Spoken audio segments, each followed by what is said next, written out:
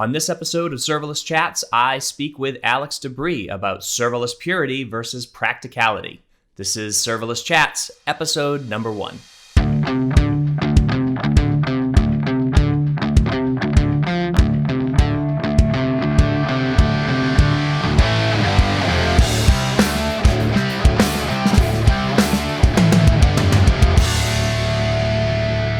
Hi, everybody. I'm Jeremy Daly, and you are listening to Serverless Chats. This week, I'm chatting with Alex DeBrie. Hey, Alex. Thanks for joining me. Hey, Jeremy. Thanks for having me on.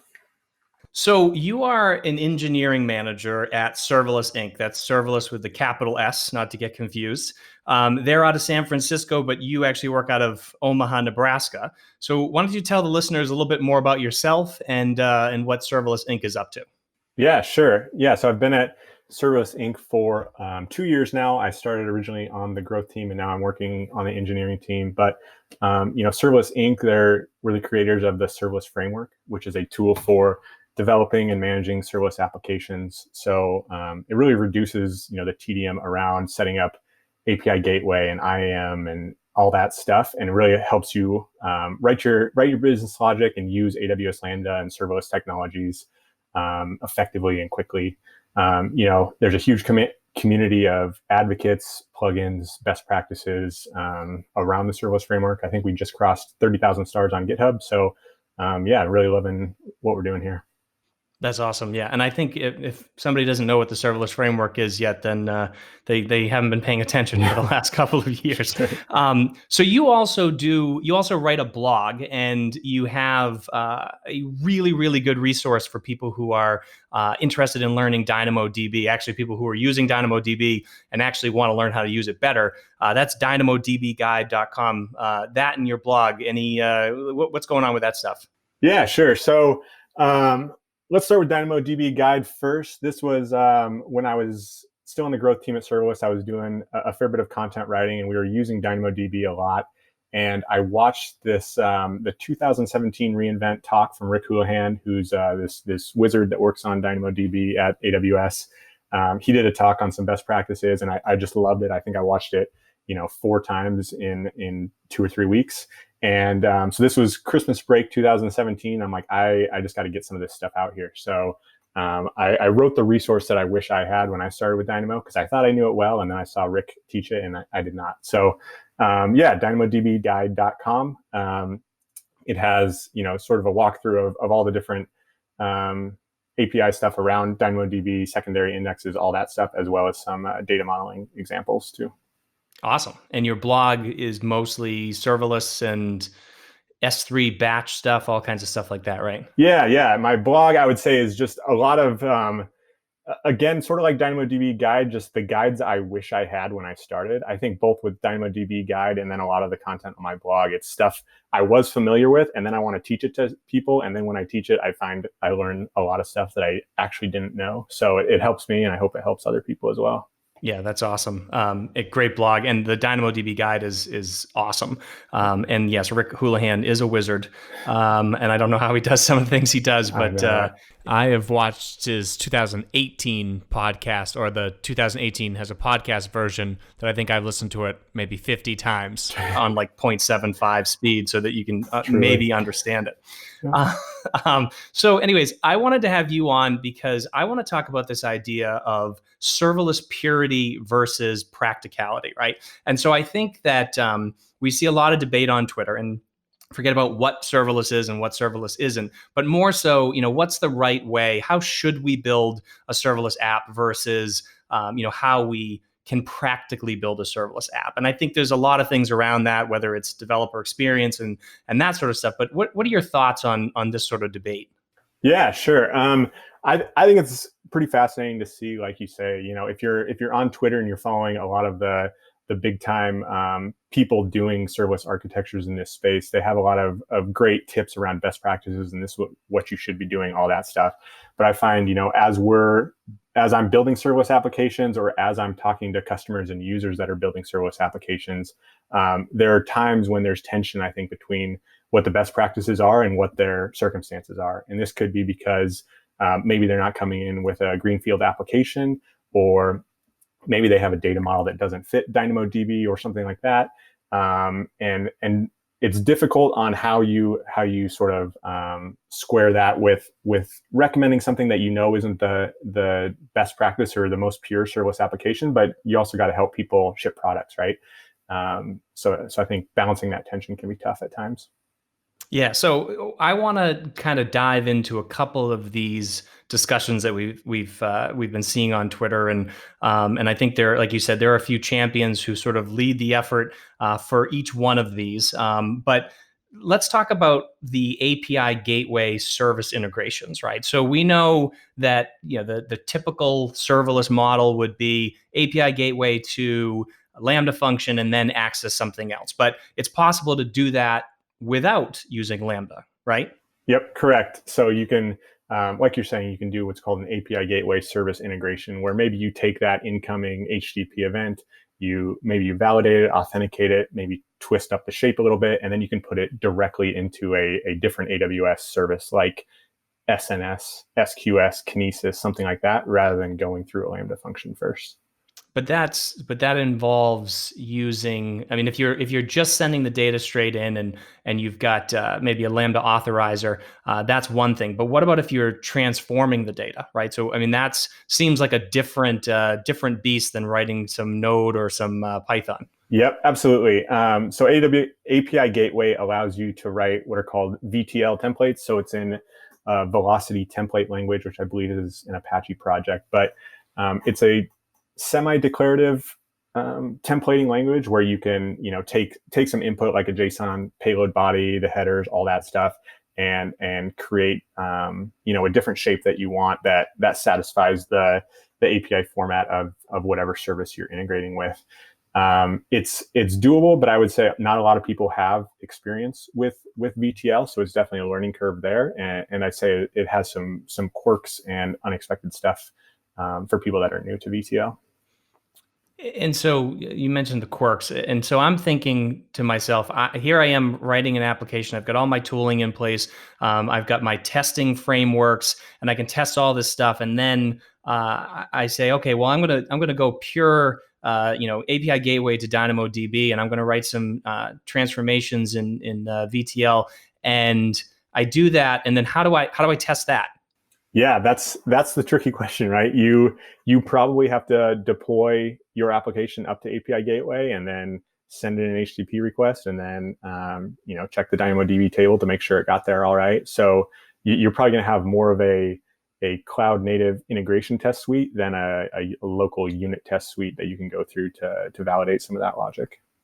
But is that like a mental burden on developers? I mean, are there trade-offs? I mean, what's the benefit of doing it versus just saying, look, I can write the transformation in Lambda because I know that. But if I move over to using these VTL templates and things, and I have a hard time testing it, I've got to test it in the cloud. Should I be nervous about making changes or things like that? I mean, what are your thoughts on that? Yeah, great question.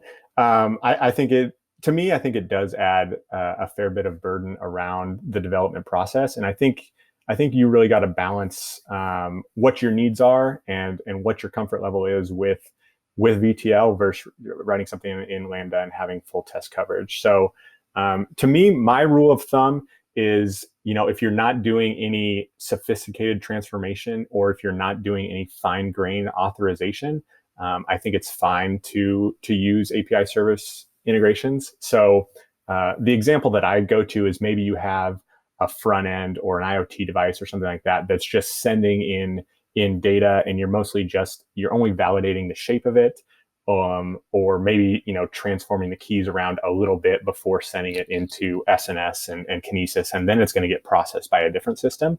I think that's a totally valid use of API gateway service integrations if you want to use it. On the other end of the spectrum, you mentioned connecting with DynamoDB, and you can write directly to DynamoDB there. I don't love it for more sophisticated use cases where maybe you need to pull off a key from the incoming JSON body. Maybe that's going to be your partition key for the DynamoDB table that you're querying. Maybe you're checking a subproperty on there to make sure this user has access to this thing and rejecting if not, or if you're reconstructing a complex JSON object after you retrieve the DynamoDB item, any of that stuff where it gets more complicated. My rule of thumb generally is if there's a if statement or a for loop in your VTL, now it's code, it's not config anymore, and you probably should do it in a Lambda rather than in VTL.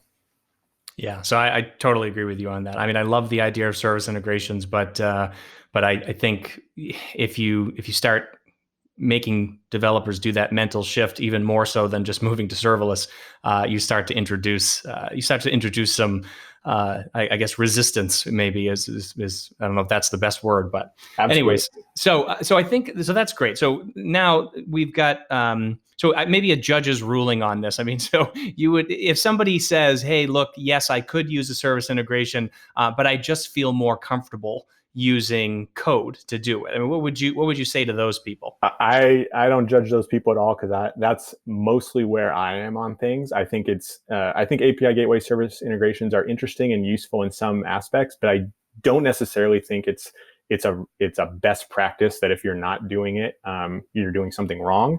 I think it's a choice you can make, and it depends on your circumstances. How often is that code going to be changing? How much control do you need over error handling and messages that you're returning to the client that's calling you?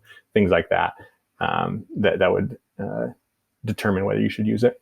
Yeah, great. Okay, so let's move on to this idea of monolithic Lambda functions versus single purpose Lambda functions. So obviously the AWS best practice is single purpose Lambda function, do something very, very simple.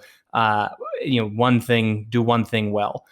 But I think you and I both know from seeing developers move services to serverless, the most common use case probably is transport an Express app, and have 50 routes in there. So what are your thoughts on this? Yeah, absolutely. I agree generally with the single purpose Lambda function best practice. I think that's generally the best way to go. But I think there are two strong exceptions to that, and the first one you mentioned is just like directly porting over an Express app. And it could be porting over an existing Express app, or it could be I'm very familiar with Express and that's what I want to use. That's how I'm productive. But this is the easiest way for me to host Express. This is easier and cheaper even than Heroku or something like that. So, the first sort of bucket of use cases I would say where it's okay to have a monolithic Lambda function are those people that want to run Express, or if you're running Python, maybe you want to run Flask and handle all your routing within a single function, and you get a pretty great local development experience, but you also get the scaling and easy deployments of the serverless experience as well. So I think that's a valid use case for some people. And I think it's also a great on-ramp to serverless, because usually what happens is you start with that Express or that Flask app where you're serving web APIs, and then you decide, oh, I need some background processing. So in addition to this Express app, I'm going to have an SNS or an SQS integration, or now I need some stream processing. I'm going to use Kinesis. And as you do that, you become more familiar with the Lambda model. And now you have all your routes in the Express app, but you also have these other functions and events that are single purpose. And you start to learn how that works. And then maybe your next project that needs HTTP endpoints, maybe you reach for a native Lambda single purpose function rather than going for something like Express or Flask. Yeah, and you also are going to have the problem too. I think one of the issues we run into when you start to build complex serverless apps that deploy multiple functions with multiple endpoints and other services that are interacting with them is you start running into CloudFormation limits as well. Yep, absolutely, and that's the second use case where I recommend people put multiple endpoints into a single function. Is CloudFormation only allows you to have 200 resources in a single stack, and it may sound like a lot. You're like, how am I ever going to have 200 endpoints? But the reality is you're not going to get 200 endpoints, because if you ever hook up an endpoint using Lambda, an API gateway, it's going to create 5 resources for each endpoint you're going to create. It's going to create the function, it's going to create the function version, it's going to create the log group, and it's going to create the API gateway method and path or resource. So for every single function you get, you're going to get 5 resources. So now you're talking, max 40 or so resources or 40 or so endpoints. And then, but also you got to think about additional things that happen in your service, like DynamoDB tables, SQS, queues, SNS topics, other infrastructure as well. So you're probably not going to get even 30 or 35 endpoints. And so how would multiple or multiple single purpose functions, how would those fit into a concept of a microservice, right? So we often hear the term nano service, which I don't really like that term at all. But you have multiple functions working together to form some sort of microservice. What are your thoughts on kind of how you would set that up with serverless? Yeah, for sure. I think a lot of the same general microservice principles apply, of just sort of find out where your bounded contexts are, and that's where you can split things up. It's probably not one function. It's not the one function nano service that you're talking about, but it's probably a whole set of CRUD functionality around a particular resource, and maybe even 2 or 3 resources that live together and interact pretty closely with each other, are related to each other.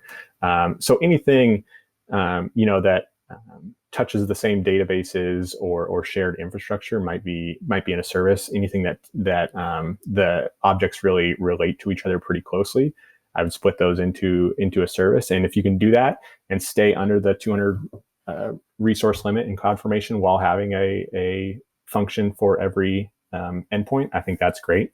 If you can't, that's when you start to look into other options of putting it all together into one function.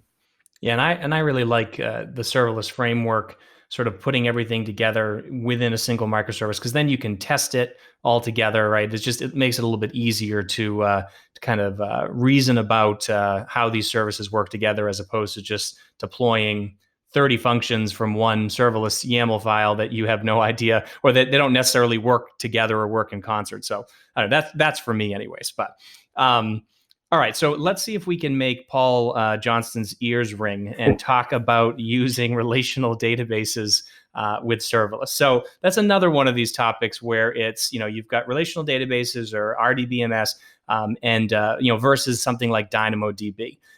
And obviously we've got Aurora Serverless now, which, again, is very flexible. It grows, but it's still resource limitations, and they've introduced the data API. So a couple of different ways that we can kind of interact with that. But if you listen to Rick Houlihan, and you follow the maybe the Church of Rick, you believe that DynamoDB is the future, at least for OLTP apps or DSS, and that these are the kind of things where if you can fit your model into it, it seems to make sense. So I'll let you. What are your thoughts of relational versus DynamoDB and how it fits into the serverless world?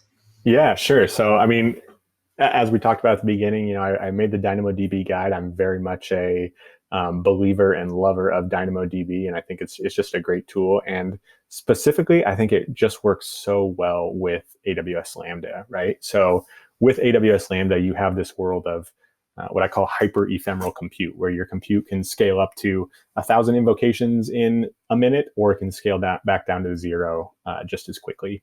And something like that doesn't work very well with a relational database, where you need to, set up a persistent TCP connection and maintain that connection. And your database probably has a maximum number of connections that can be established at any time. So, if you scale up to 1,000 instances of your Lambda function, all trying to hit your database, you're going to run into limits, and that's going to be tough to debug. Now you have to set up something like a PG bouncer, like a connection pool between your Lambda functions and your RDBMS. And the additional problem too with these sort of more serverful databases like Postgres or MySQL, anything like that, is often you want to have those network partition where they're not accessible to the public internet. So now you need to put them in a VPC, which means your Lambda needs to be in a VPC, which means, at least for right now, there's a VPC cold start penalty, of multiple seconds that can really, your users, it's something that your users are really going to notice if you get that. So I think the connection model and just that model of RDBMS does not work well with Lambda, and DynamoDB does work really well. And that's what I love about DynamoDB. HTTP connection, IAM authorization, very, very high scalability potential if you need it.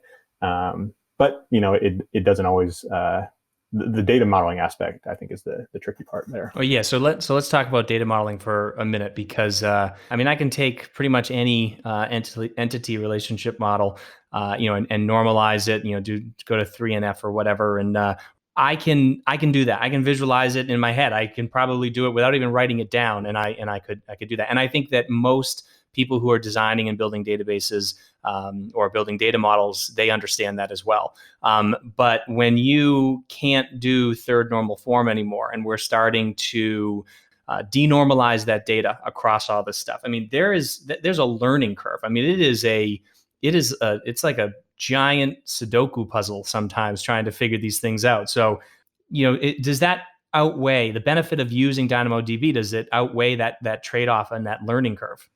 Yeah, and that's a great question, and I think that's really the crux of this whole issue. And I think there are two issues there. One is that short to medium term learning curve that you're talking about, and it's a steep learning curve, because you really gotta figure that out, and it's in such a sensitive area, right? Your data, you don't want to lose data, or having to perform a migration down the road is costly.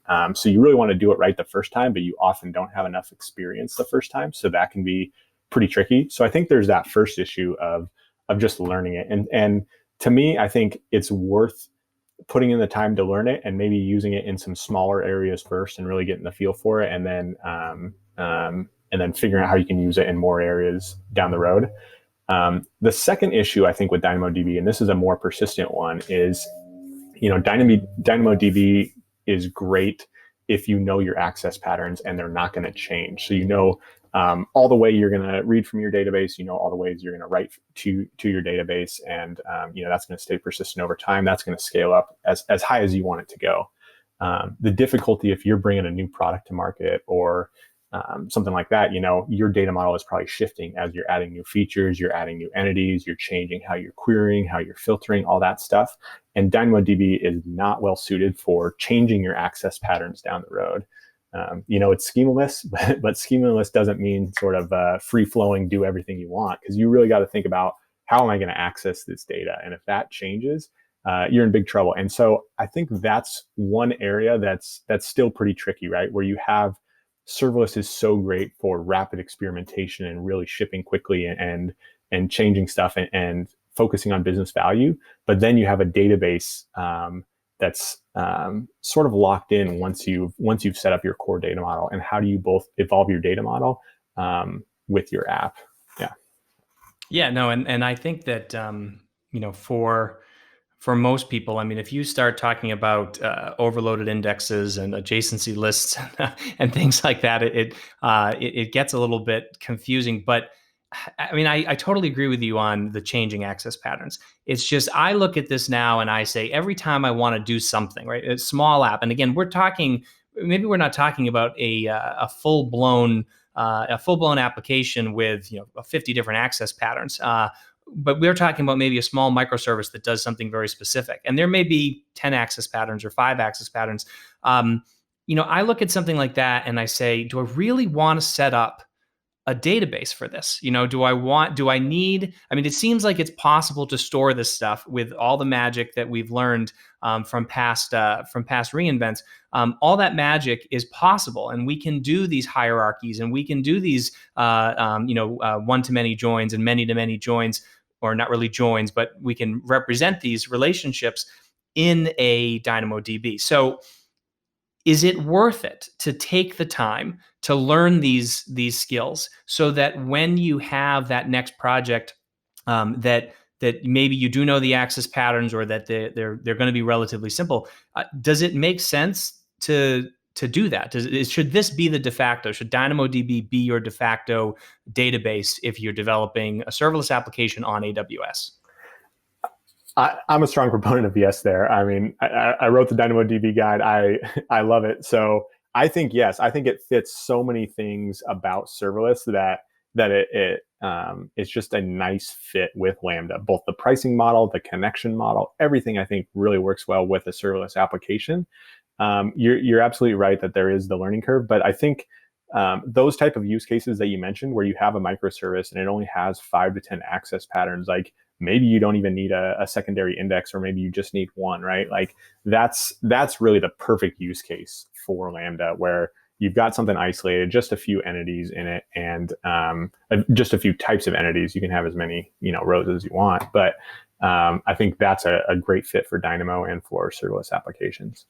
And I think the other piece of it too is I've had people say, well, yeah, but I can't, I can't do counts, I can't do aggregations, I can't do those sort of things. And I've always found it very, very easy just to, whether you're doing scans of the database, to dump that on a regular basis, or now that you can use, DynamoDB Streams, that you have the ability to sort of replicate that data into either aggregate it yourself as part of that calculation, or just dump it into another database. Like I've done that before, where I've taken Dynamo and dumped it into SQL, or into MySQL, so that you could actually do some things, do some magic on the back end. But in terms of my app being able to scale and access those things, my users don't need to run complex queries. They just need to get data, put data, maybe see a list of some data that's associated with this. And that to me is a very, very good use case for Dynamo. And with all the other services around it, it just seems it seems crazy to me to start with the assumption that you need a relational database. But again, I don't know. I always was on the other side, and now I think I've become a convert, but only because I've seen what's possible. But anyways, true. And one thing I want to mention that I just found out today, and I think this is so cool, but you can actually copy data straight from DynamoDB into a Redshift cluster. So if you're using Redshift for analytics, which at my last company, I did a lot of that, you can go into that Redshift database and run a copy command, and it pulls out, it just fully managed, pulls out all the data from DynamoDB, puts it into a table in Redshift, and now you can query on it, which I think is really cool. You don't need to mess with streams or anything like that. It's just, it pulls it all out for you. So that's cool. Yeah, that's awesome. That's a very, very cool feature. Okay, so let's move on to one more topic here. And this has to do with sort of optimizing your Lambda functions, or optimizing your serverless apps in general. So obviously, you see a lot of these, a lot of people saying, "Oh, my Lambda bill was 18 cents this month," and I've talked to other people who said, "Well, if that's the case, then maybe you're not running an enterprise serverless application if it's only 18 cents." So is there such a thing as premature optimization? Are we trying to make our package sizes smaller? Do we go through all this extra effort? I know, Ben Kehoe, for example, he's said a number of times that the code that they use for iRobot, like it's not worth it for them to optimize that code, because it runs just fine and it doesn't cost a lot of money. And of course they are enterprise, but I don't know, just what are your thoughts on this idea of optimizations? Yeah, that's a great question. That's interesting, to hear from Ben Kehoe, and he's a great guy to hear from. I think it depends on your use case, and it depends on how your application is being used. Ben Kehoe, works for iRobot, and it might not be a lot of user-facing stuff where maybe the robot vacuum is sending up data, or maybe they're processing data in a backline or background offline fashion, and it's not like a user-facing thing where a user is going to notice any latency. But on the other side, someone like Brian LaRue, who I really like, he's the creator of the Architect framework. He's vigilant on package size, and says, I think he was saying the other day that their CI/CD process actually fails the build if their package size is over 5 meg, which I think is really interesting. And what his his point there is that the bigger your package size, the longer your function cold start is going to be, because now it's got to load all that code into memory before it starts executing, and it's going to take a little while. And if you're building a user-facing application, now that's something you need to think about, where it's not going to be as snappy for your users. So it's something to think about for sure. I think in terms of purity versus practicality, there you need to think about your use cases and what matters to you. And if you're not going to have a user-facing application, I wouldn't worry that much about optimizing it. Or if your bill's not that high right now, like, don't worry about optimizing it. But most importantly, I think this is true of serverless or non-serverless, but I think it's been a focus in the serverless community, but like, focus on building a product that brings value. And if speed is something that brings value to your customers because they want a quick, responsive app, then maybe focus on speed. But otherwise, focus on building those features and that core experience that that your users are really going to care about, focus on that first rather than some of the optimization techniques, I think. Yeah, I mean, because I don't think a cold start latency every once in a while is gonna be what puts the nail in the coffin of your application. I hope not. It's likely going to be that you don't get to market fast enough, or you don't iterate on it enough. And I know me personally, I'm the worst when it comes to front end. I'm not a typical front end developer, but I do a couple things here and there, and I maintain a React app, and I do some of these things, and so I will spend hours just trying to get something to align right. Sometimes it seems, and it's an incredible waste of time. And the optimization there really isn't worth it. And I liken that to sort of the back end of building serverless applications, where I think it goes back to what we were originally talking about with, the service integrations. Like, if you're getting started and you're building an app that that you're testing, you're trying to get out there fast, then maybe all of these things we sort of highlighted. I mean, build a monolithic Lambda function if that's the easiest way to do it. Use Lambda. Don't worry about the service integrations. It's not going to cost you that much more, especially if the app doesn't have a ton of traffic. Use a relational database if you need to. If that's the quickest way for you to build an application and model it and figure out what your access patterns are going to be, do that. And you know what? If it's if you're using a bunch of dependencies in order to make the app run, do it. Like, I just want people to jump into serverless and start using it, and then to kind of figure out these things later. So, I mean, maybe we kind of just wrap this up on this topic. I mean, you hear a lot of people talking about we should be using service integrations. And I don't know if they're saying that you have to use service integrations, but they're saying, this is a good way to do it. And, let's use DynamoDB because that's a good way to do it. And I lately have been sort of guilty of that myself. Let's make the package sizes smaller. Let's use these single purpose functions. I mean, what is your advice to the developer who is getting started with serverless? What is your advice to them when they hear all this noise about all these best practices and stuff? Yep. I'd say jump in. Like, you can worry about the best practices and all that stuff, but really you gotta jump in and start building some stuff and figure it out. And you do a little research on best practices, but don't take it as gospel, because you'll build some stuff, you'll figure out what works for you and what doesn't, and you'll get better over time. I think Ben Kehoe often promotes that there's a serverless spectrum, or even serverless is a ladder, where maybe you start at just pulling off little pieces of your app and putting them in Lambda or using some managed services, and over time you start to bite off more and more of that serverless mindset and get into the serverless ecosystem. And I think that's true here too. Like, you don't need to go whole hog the very first time you build a serverless application. Get the core of the benefits, which is the easy deployments, the scaling, the pricing model, the time to market, really, and the total cost of ownership. And then you can get more and more pure as you go. I don't think we can add much to that. So let's wrap it up. Alex, thank you so much for joining me and sharing all of your serverless knowledge with the community. If people want to find out more about you, how do they do that? Sure, Jeremy, thanks for having me. You can find me at Twitter. I'm at Alex B. DeBrie. My blog, as Jeremy mentioned at the beginning, is at alexdebrie.com. I've also got my email there. If you want to email me, my Twitter DMs are open. I'm always happy to hear from anyone that has questions in the community. And you are on GitHub and LinkedIn and all of those other social platforms. platforms. I'm findable. Yep. Great. We'll put all that in the show notes. Thanks again. Sounds great. Thanks, Jeremy.